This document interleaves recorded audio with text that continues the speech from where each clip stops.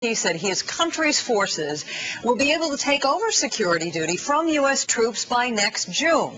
Let's go to a top story panel right now. Cliff May is one of the experts who worked with the Iraq Study Group. He's the president of the Foundation for the Defense of Democracies. P.J. Crowley of the Center for American Progress, and Time magazine correspondent Brian Bennett, who's covered Iraq. Glad to see all three of you. Cliff, I'm going to start with you tonight. We mentioned that you are on the inside of this study group. What we've seen so far, is that an accurate representation of what's to come? Hard to tell. I was in the advisory group, the so-called expert group, and then there were the principals, Baker, Hamilton, Ed Meese, and others. They did not share with us what they had decided. They listened to us. We presented ideas and options. They talked to others as well. So we don't know for sure. I think, I'm sure the New York Times, where I used to work, has gotten it substantially right, though I'll be interested to see what comes out next Wednesday when we see the whole report, because of the devil maybe in the details. Brian, we have seen what we think is a fraction of this report, 8 months in the coming, but we are already hearing some out there say it is nothing more than a cop-out, a completely down report. What is the sense that you've got tonight?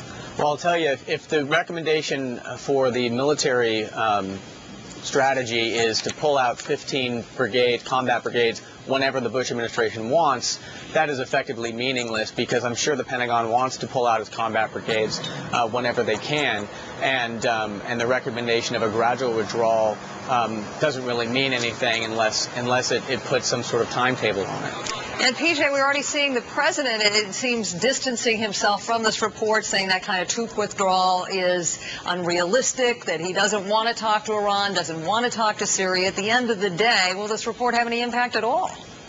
I mean, it remains to be seen. I think the report will be well read and respected on the Hill, where you've got impetus both by Democrats and Republicans, to have a shift in strategy, perhaps, coming off of the recent election where Iraq played a significant role. That said, obviously the president is carving out some rooms to maneuver here, so that perhaps if inevitably U.S. forces are withdrawn, the president wants it to be based on his timetable and on events on the ground in Iraq. The challenge, of course, is that events in Iraq may be actually outpacing, the presidential policy and what's actually in the report.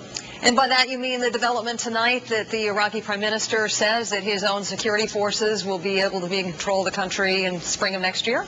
Well, no, but partially the president may want to keep forces in Iraq relatively longer, but if Iraq really does descend into civil war and everyone recognizes that, that has implications. But you're exactly right. I think on the surface, what the president and Prime Minister Maliki are setting up is a pivot point somewhere around mid-year in 2007, where the Iraqi government declares itself ready to assume full responsibility for security, and that marks, in the president's words, the end of the mission. That said, we've seen over the course of the last 2 or 3 years that while we've been at this training aspect, the training has been slow, and today we cannot simply replace an Iraqi unit for a U.S. unit because the Iraqi units are largely not ready.